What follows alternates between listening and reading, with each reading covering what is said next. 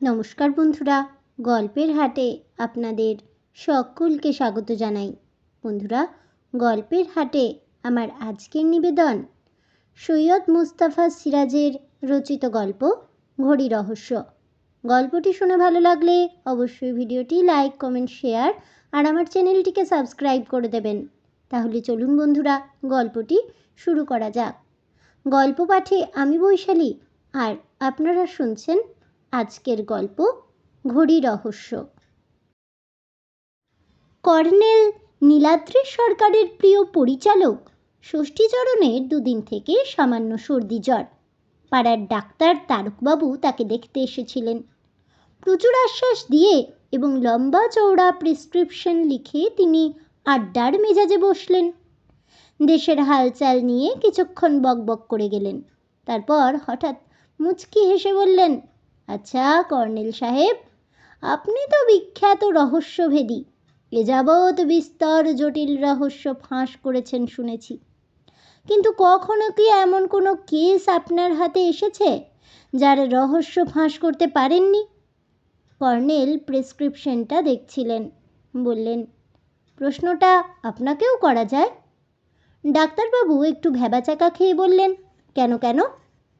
Doctor হিসেবে আপনার সুনাম আছে।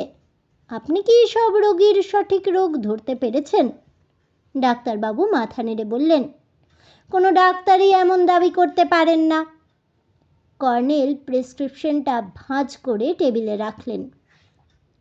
তারপর ইজি চেয়ারে হেলান দিয়ে সাদা দাড়ি থেকে চুরুটের ছাই ঝেড়ে বললেন, আমার ক্ষেত্রেও তাই।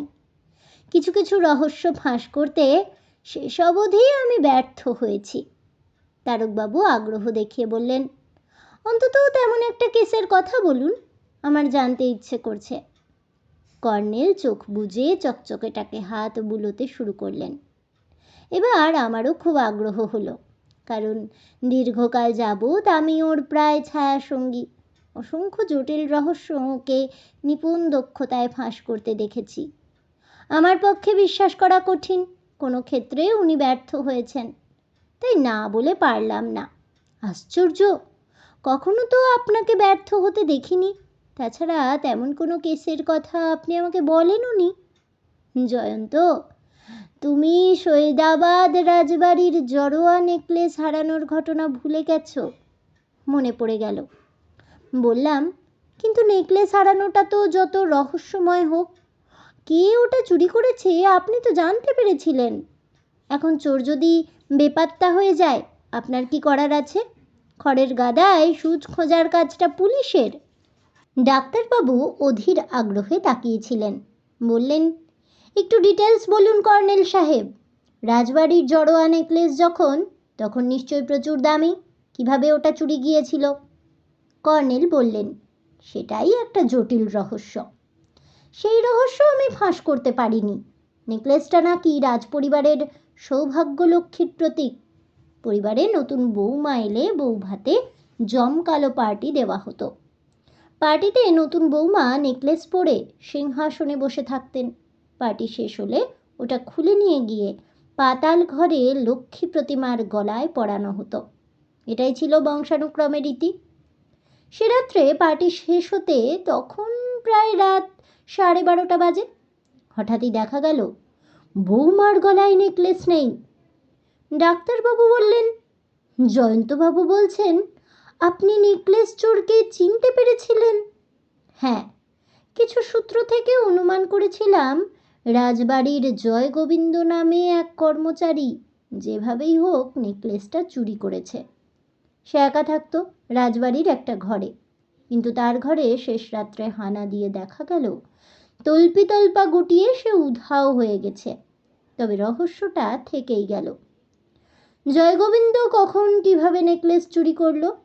হলঘরের পার্টিতে প্রচুর লোক ছিল, চোখ ধাঁধানো আলো ছিল। সবচেয়ে আশ্চর্যের বিষয়, নতুন বৌমা নিজেও টের পাননি কখন তার গলা থেকে নেকলেসটা উধাও হয়েছে। ডাক্তারবাবু ঘড়ি দেখে ব্যস্তভাবে উঠে দাঁড়ালেন। উঠি কর্নেল সাহেব, এতক্ষণ রোগীরা আমার মুন্ডুপাত করছে। তারক ডাক্তার চলে যাওয়ার পর কর্নেল একটু হেসে বললেন, তারকবাবু ডাক্তার হিসেবে জনপ্রিয়, কিন্তু মশা মারতে কামান দেখেছেন। একে তো ষষ্ঠী ওষুধ খেতেই ভয় পায়, তাতে এত সব ক্যাপসুল, ট্যাবলেট, সিরাপ। তুমি একটু বসো জয়ন্ত, দেখি কাউকে দিয়ে ওষুধগুলো আনানো যায় নাকি। বললাম, আমি এনে দিচ্ছি। এ সময় ডোরবেল বাজলো এবং ড্রয়িং রুমের দরজায় পর্দার ফাঁকে অবাক হয়ে দেখলাম ষষ্ঠীচরণ গিয়ে দিব্যে দরজা খুলে দিল। তারপর প্রায় তাকে ঠেলে সরিয়ে এক প্রৌঢ় ভদ্রলোক সটানে ঘরে এসে ঢুকলেন। নমস্কার করে কাচুমাচু মুখে তিনি বললেন, কর্নেল সাহেবের মূল্যবান সময় নষ্ট করার জন্য দুঃখিত। দাদা বলে গেছেন, টাইম ইজ মানি। তো কাগজে আপনার কীর্তিকলাপ পড়েছি, ছবিও দেখেছি। অনেক চেষ্টায় ঠিকানা জোগাড় করে ছুটে এসেছি। Time is money. কিন্তু ওর কথার ওপর কর্নেল বললেন, আপনি বসুন বসুন, বলুন কি ব্যাপার। ভদ্রলোক সোফায় বসে রুমালে মুখ মুছে বললেন, সব কথা গুছিয়ে বলতে সময় লাগবে, কিন্তু ওই যে বললাম, দাদা বলে গেছেন টাইম ইজ মানি। ইংরেজি প্রবাদ হলেও কথাটা সত্যি। ভদ্রলোক পাগল নন তো? একটু বিরক্ত হয়ে বললাম, বারবার টাইম ইজ মানি বলছেন, অথচ নিজেই টাইম নষ্ট করছেন। ভদ্রলোক চটে গিয়ে বললেন, আমার কথা হচ্ছে কর্নেল সাহেবের সঙ্গে। কর্নেল হেসে ফেললেন, ঠিক, তবে উনি একজন সাংবাদিক, দৈনিক সত্যসেবক পত্রিকার রিপোর্টার জয়ন্ত চৌধুরী। আপনি নিশ্চয়ই জানেন, রিপোর্টাররা সব কিছুতেই খবর খোঁজেন। ভদ্রলোক ঝটপট আমাকে নমস্কার করে বললেন, আপনি সেই বিখ্যাত সাংবাদিক জয়ন্ত চৌধুরী? কি সৌভাগ্য! আপনি আমার এই খবরটা দয়া করে লিখুন, বজ্জাতদের মুখোশ খুলে দিন। হ্যাঁ, এবার খবরটা সংক্ষেপে বলি, কারণ টাইম ইজ মানি। বলেই উনি কর্নেলের দিকে ঘুরে বসলেন। আগে আমার নাম ঠিকানা বলি। আমার নাম প্রাণনাথ রায়।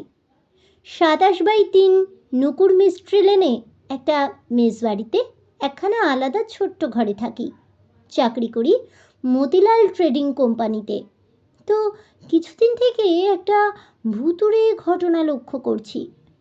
ধরুন, টেবিলে যে পাঁজিখানা যেখানে রেখে গিয়েছিলাম, বাসায় ফিরে দেখি সেখানা ঠিক সেইখানে নেই।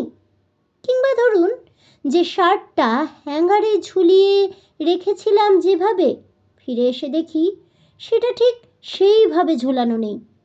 একটা কাঠের ছোট্ট আলমারি আছে, তার তালা তেমনই আটকানো, অথচ ভেতরকার জিনিসপত্র এদিক ওদিক হয়ে আছে।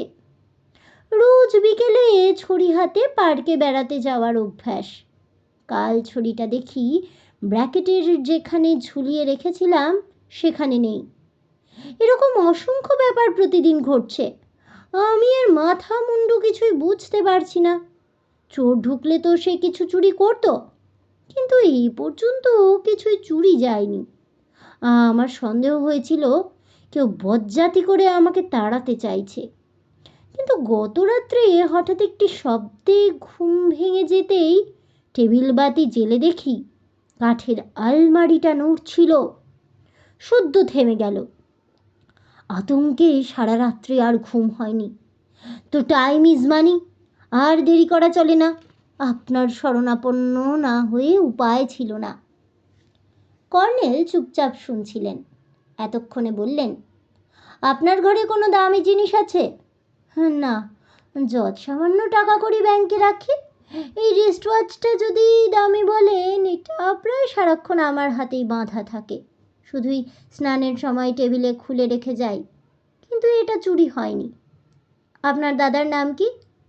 আমার দাদার নাম ছিল হরনাথ রায়। তিনি বেঁচে নেই? আজ্ঞে না। এখন আমি মেজবাড়ির যে ঘরে থাকি, দাদা সেখানেই থাকতেন। বাউন্ডুলে ছন্নছাড়া প্রকৃতির মানুষ ছিলেন, বিয়ে করেননি। আমার সঙ্গে বহু বছর দাদার কোনো যোগাযোগ ছিল না।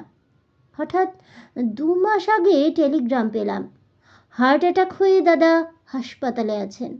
সঙ্গে সঙ্গে ছুটে এলাম কলকাতা। আপনি কোথায় ছিলেন তখন? সাহেবগঞ্জে। আমার কোম্পানির একটা ব্রাঞ্চ আছে সেখানে। আমাদের পৈতৃক বাড়িও আছে। আমার ফ্যামিলি এখনও সাহেবগঞ্জে আছে। তারপর কি হলো বলুন? হাসপাতালে দাদা তখন মরণাপন্ন। আমাকে চিনতে পেরে শুধুই বললেন, পানু, টাইম ইজ মানি, কথাটা মনে রাখিস। ব্যাস, ওই শেষ কথা। কথাটা একটা ইংরেজি প্রবচন। যাই হোক, তারপর দাদার শেষকৃত্য করে কোম্পানির হেড অফিসে গেলাম। আমার অনেক দিনের ইচ্ছে ছিল কলকাতায় বদলি হওয়ার। হেড অফিসে থাকলে অনেক সুযোগ সুবিধা, বুঝলেন তো? বুঝলাম। কোম্পানি তাহলে আপনাকে কলকাতায় বদলি করলো? আজ্ঞে, দাদার সঙ্গে মেসের ম্যানেজার প্রভাতবাবুর বন্ধুত্ব ছিল, তাই দাদার ঘরটা আমাকে একই ভাড়ায় ছেড়ে দিলেন। ওই ঘরে তো আপনার দাদার জিনিসপত্র ছিল। ছিল একটা তক্তপোষ, বিছানাপত্তর, চেয়ার টেবিল, একটা সুটকেস, ছোট্ট কাঠের আলমারি, এসব কিছু। আর কিছু? প্রাণনাথবাবু একটু ভেবে নিয়ে বললেন, আর তেমন কিছু, ও হ্যাঁ, একটা প্রকাণ্ড দেওয়াল ঘড়ি। ঘড়িটা অচল। দাদা কেন এটা কিনেছিলেন, কেনই বা আর সরাননি, কে জানে। আমি ওটা বেচে দেবো ভেবেছিলাম, কিন্তু দাদার স্মৃতি। কর্নেল হাসলেন। হ্যাঁ, টাইম ইজ মানি। প্রাণনাথবাবু সায় দেওয়ার ভঙ্গিতে বললেন, কথাটা দাদা বলেছিলেন, সেই থেকে কেন কে জানে কথাটা আমাকে ভূতের মতো পেয়ে বসেছে। আমাকেও। বলেই কর্নেল চুরুট ধরালেন। একরাশ ধোঁয়া ছেড়ে ফের বললেন, আপনার ঘরের ভুতুড়ে ঘটনার কথা কি ম্যানেজার প্রভাতবাবু কিংবা আর কাউকে বলেছেন? প্রভাতবাবুকে বলেছিলাম। উনি কি বললেন? উনি হেসে উড়িয়ে দিলেন। বললেন, আপনার দাদাও ঠিক একই কথা বলতেন। প্রাণনাথবাবু এবার চাপা গলায় বললেন, ওই মেস বাড়িতে যাওয়ার পর মেসের একজন বোর্ডার ননীবাবু আমাকে বলেছিলেন ওই ঘরে নাকি ভূত আছে। বহু বছর আগে কে নাকি আত্মহত্যা করেছিল। ঠিক আছে, টাইম ইজ মানি। আমরা আজ বিকেল 5টা নাগাদ আপনার বাসায় যাব, তবে আপনি যেন কথাটা গোপন রাখবেন। আমরা আপনার কোম্পানির অফিসার হিসেবে যাব। প্রাণনাথবাবু আশ্বস্ত হয়ে বেরিয়ে গেলেন। কর্নেল অভ্যাস মতো টাকে হাত বুলিয়ে বললেন, কি বুঝলে জয়ন্ত? ম্যানেজার ওকে তাড়াতে চাইছেন, কারণ নতুন বোর্ডার ঢোকাতে পারলে বেশি ভাড়া এবং সেলামিও পাবেন। তাড়াতে চাইলে হরনাথবাবুর মৃত্যুর পর ওকে একই ভাড়ায় থাকতে দিলেন কেন? তাহলে কোনো বোর্ডার ধরুন, সেই ননীবাবু ঘরটা পাওয়ার জন্য ওর পেছনে লেগেছেন। কর্নেল হাসলেন। Time is money. কথাটা গুরুত্বপূর্ণ ডার্লিং। বিরক্ত হয়ে বললাম, কথাটা দেখছি সত্যিই ভূতের মতো আপনাকে পেয়ে বসেছে। হ্যাঁ, ওটা আসলেই ভূত। সেই ভূতের উপদ্রব ঘটেছে প্রাণনাথবাবুর ডেরায়। বলেই কর্নেল উঠে দাঁড়ালেন। নিচের ফ্ল্যাটের লিন্ডার দাদা গোমসকে দিয়ে ষষ্ঠীচরণের ওষুধগুলো আনিয়ে নি। তুমি বসো, দুজনে আজ রান্না বান্না করব, তারপর বিকেলে নকুর মিস্ত্রি লেনে যাব। দুতলা মেজবাড়িটা খুঁজে বের করতে অসুবিধা হয়নি। ঘিঞ্জি গলির বাঁকের মুখে একটা ছোট্ট পার্ক দেখা যাচ্ছিল। প্রাণনাথবাবু নিচে আমাদের জন্য অপেক্ষা করেছিলেন। বাড়ির একতলায় দোকানপাট, দুতলায় মেস, শেষ প্রান্তে প্রাণনাথবাবুর ডেরা, তার লাগোয়া ম্যানেজারের ঘর। সেই ঘরের সামনে দিয়ে যাওয়ার সময় প্রাণনাথবাবু ম্যানেজার প্রভাতবাবুকে জানিয়ে গেলেন ওর কোম্পানির অফিসাররা ইম্পর্ট্যান্ট কাজে এসেছেন। প্রভাতবাবু চেয়ারে বসেই করজোড়ে নমস্কার করলেন। ভদ্রলোক রোগা এবং মেটে, মুখে অমায়িক ভাব। তালা খুলে প্রাণনাথবাবু বললেন, আপনার দয়া করে একটু সেবা করি। আপনি একটু বসুন, আমি চায়ের ব্যবস্থা করছি। Time is money. বলেই কর্নেল দেওয়াল ঘড়িটার দিকে এগিয়ে গেলেন। তারপর নিষ্পলক চোখে তাকিয়ে রইলেন। ঘড়ির কাঁটা 12:30 থেমে আছে। বললাম, একেই বলে 12টা বেজে যাওয়া। কর্নেল আমার রসিকতায় কান দিলেন না। একটা চেয়ার টেনে নিয়ে গিয়ে তার উপর উঠে আতশ কাচ বের করলেন। একটু পরে বললেন, ডায়ালে কিছু কথা লেখা ছিল, ঘষে ফেলা হয়েছে, তবে ঘড়িটা বিলিতি এবং খুব দামি। হরনাথ কিংবা তার পূর্বপুরুষকে কেউ হয়তো উপহার দিয়েছিল। চেয়ার থেকে নেমে কর্নেল চেয়ারটা আবার আগের জায়গায় রেখে কাঠের আলমারিটার কাছে গেলেন। উঁকি মেরে পেছন দিক থেকে আপন মনেই বললেন, সত্যিই এটা নাড়ানো হয়েছে। ডান দিকের দুটো পায়া ইঞ্চিটাক সরে এসেছে। কিভাবে বুঝলেন? কোনো আসবাব অনেককাল এক জায়গায় রাখলে মেঝেয় তার ছাপ পড়ে, পায়া দুটো সেই ছাপ থেকে সরে এসেছে। এই সময় প্রাণনাথবাবু ফিরে এলেন, তার হাতে চায়ের দুটো কাপ প্লেট। বললেন, আগে চা খেয়ে নিন আপনারা, তারপর সব দেখাচ্ছি। কর্নেল বললেন, আপনি এই আলমারিটা খুলুন। খুলছি, ওতে দাদার জামা কাপড় আর বইপত্র ছাড়া কিচ্ছু নেই। প্রাণনাথবাবু কাঠের আলমারিটা খুলে দিলেন। কর্নেল আলমারির ভেতর যেন তল্লাশ শুরু করলেন। তল্লাশ শেষ হলে উনি চায়ের কাপে চুমুক দিয়ে বললেন, আপনার দাদার সেই সুটকেসটা দেখতে চাই। চামড়ার সুটকেসেও কিছু জামা কাপড় আর একটা ফাইল পাওয়া গেল। ফাইলের কাগজপত্র দেখে কর্নেল বললেন, আপনার দাদা দেখছি শেয়ার মার্কেট ব্রোকার ছিলেন, তাই বুঝি? আমি কিন্তু দাদার কোনো কাগজপত্র এখনো খুঁটিয়ে দেখিনি। আপনি ম্যানেজার প্রভাতবাবুকে ডাকুন, ওর সঙ্গে দু একটা কথা বলতে চাই। প্রাণনাথবাবু অবাক হয়ে বললেন, ওকে ডেকে কি ঠিক হবে? আপনি ওকে ডাকুন। কর্নেলের কণ্ঠস্বরে দৃঢ়তা ছিল। প্রাণনাথবাবু বেরিয়ে গেলেন, কিন্তু উনি বেরিয়ে যাওয়ার সঙ্গে সঙ্গে ওকে পাশ কাটিয়ে প্রভাতবাবুর আবির্ভাব হলো। প্রাণনাথবাবু ফিরে এলেন। আমার সন্দেহ হলো, প্রভাতবাবু দরজার পাশেই হয়তো আড়ি পেতে দাঁড়িয়েছিল। কর্নেল বললেন, আসুন প্রভাতবাবু, আপনার সঙ্গে কিছু কথা আছে। প্রভাতবাবু মিটিমিটি হেসে বললেন, আমি বুঝতে পেরেছি, আপনারা লালবাজার থেকে এসেছেন। তবে স্যার, বড্ড দেরি করে এসেছেন। মরার আগে হরনাথ চোরাই জিনিস হাফিস করে গেছে। কর্নেল বললেন, চোরাই জিনিস? তার মানে? মানে আপনারা ভালোই জানেন, তবে আমি স্যার ওসব সাথে পাঁচে ছিলাম না। হরনাথ আমাকে বলতো বটে, খদ্দের দেখে দাও, সিকি ভাগ তোমার। আমি ওকে পাত্তা দিইনি। কিন্তু জিনিসটা কি? খুলে কিছুই বলেনি হরনাথ।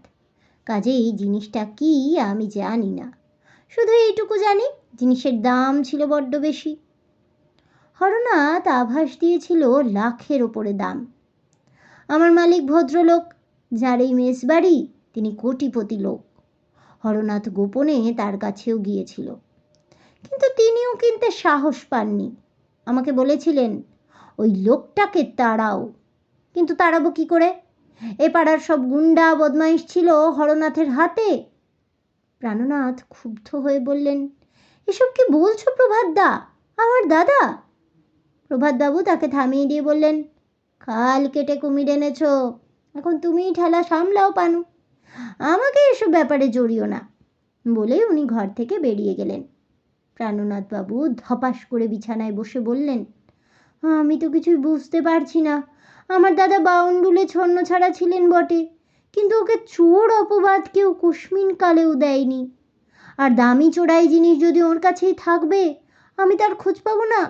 যদি বেচে দিয়েও থাকেন, সেই টাকাই বা গেল কোথায়? কর্নেল চুরুট ধরালেন। আমি বললাম, এবার মনে হচ্ছে আপনার ঘরে কেউ আপনার দাদার চোরাই জিনিস বা তা বিক্রি করার টাকা খুঁজতেই ঢোকে। প্রাণনাথবাবু প্রায় আর্তনাদ করলেন, তেমন কিছু এ ঘরে নেই। কর্নেল ঘড়িটার দিকে তাকিয়েছিলেন। বললেন, আপনার দাদা বলেছিলেন টাইম ইজ মানি, তাই না? আগে হ্যাঁ, টাইমের সঙ্গে ঘড়ির সম্পর্ক আছে। আপনি ঘড়িটা সারাতে দিচ্ছেন না কেন? সারাতে অনেক টাকা লাগবে। অত টাকা কোথায় পাবো? আমি নিজের খরচে সারিয়ে দেব। আমার ধারণা ঘড়িটা চালু হলে আপনার ঘরে আর ভূতের উপদ্রব হবে না। ওই অচল ঘড়ি আপনার ঘরে ভূত ডেকে আনছে। প্রাণনাথবাবু ফ্যাল ফ্যাল করে তাকিয়ে রইলেন। কর্নেল চেয়ার টেনে নিয়ে দেওয়াল ঘড়ির তলায় গেলেন। তারপর চেয়ারে উঠে প্রকাণ্ড ঘড়িটা নামিয়ে আনলেন। বললেন, দিন 7 পরে আমার কাছ থেকে এটা ফেরত নিয়ে আসবেন। কোনো বড় কোম্পানিতে এটা সারাতে দেব।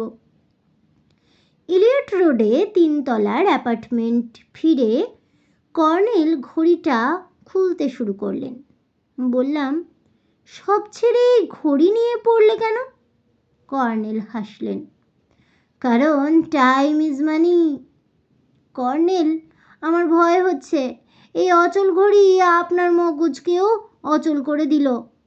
ডায়ালের কাজ খুলে আতস কাজ রেখে কি দেখতে দেখতে কর্নেল বললেন, এবার স্পষ্ট পড়া যাচ্ছে। Presented to mister Joy Gobinda Roy for his sincere service and honesty on the occasion of Kumar Bahadur Pramathanath Narayan চৌধুরীর 71st বার্থ অ্যানিভার্সারি। চমকে উঠলাম। কর্নেল, এটা তো তাহলে সৈদাবাদ রাজবাড়ির উপহার। এই উপহার হরনাথের হাতে গেল কি করে? ডার্লিং, হরনাথই জয় গোবিন্দ। হরনাথের সুটকেসের ভেতর কয়েকটা পুরনো নেম কার্ড খুঁজে পেয়েছি। এই দেখো, হরনাথ নাম ভারিয়ে রাজবাড়িতে কেয়ারটেকারের চাকরি জুটিয়েছিল। বুঝেছি, কিন্তু জড়োয়া নেকলেসটা গেল কোথায়? ভুলে যাচ্ছ জয়ন্ত, মৃত্যুর সময় হরনাথ বলেছিল, পানু, টাইম ইজ মানি। কথাটা মনে রাখিস। পানুবাবু সূত্রটা বুঝতে পারেননি। নেকলেস চুরি যায় রাত 12:30টায়। এই ঘড়ির কাঁটা তাই 12:30টায় রেখেছিল হরনাথ। আর নেকলেসটা? বলেই কর্নেল ডায়াল খুলে ফেললেন এবং ভেতর থেকে একটা লাল ভেলভেট মোড়া প্যাকেট বের করলেন। প্যাকেট খুলতেই দেখা গেল ঝলমলে হিরে মুক্ত বসানো সোনার ঝালর দেওয়া একটা জড়োয়া নেকলেস। কর্নেল মিটিমিটি হেসে ফের বললেন, টাইম ইজ মানি। তবে হরনাথ কিভাবে নেকলেসটা চুরি করেছিল এখন বুঝতে পারছি। এই দেখো, পিঠের দিকে নেকলেসটার ক্লিপ ঠিকভাবে আঁটা নেই। সহজেই খোলা যায়, কিংবা নিজে থেকেও খুলে পড়তে পারে। বিয়ের পার্টিতে নতুন বৌমা নিশ্চয়ই ঘুমে ঢুলছিলেন, সে সময় নেকলেসটা খসে পড়ে থাকবে। কেয়ারটেকার উপহার সামগ্রীর দায়িত্বে ছিল, সে সুযোগটা ছাড়েনি। ক্লিয়ার? সায় দিয়ে বললাম, all clear. Time is money, ওটাও ক্লিয়ার। তাহলে বন্ধুরা, আমার আজকের এই গল্পটি শুনে কেমন লাগলো অবশ্যই আমাকে কমেন্টে জানাবেন। ভিডিওটি ভালো লেগে থাকলে লাইক শেয়ার করতে ভুলবেন না। আমার চ্যানেলের নতুন বন্ধু হয়ে থাকলে চ্যানেলটিকে সাবস্ক্রাইব করে দেবেন। পাশে থাকা বেল বাটনটি প্রেস করে রাখবেন নতুন গল্পের নোটিফিকেশন পাওয়ার জন্য। ফিরে আসছি পরবর্তী গল্প নিয়ে। ততক্ষণ সবাই ভালো থাকুন, সুস্থ থাকুন, আর অবশ্যই সঙ্গে থাকুন আর দেখতে থাকুন গল্পের হাট।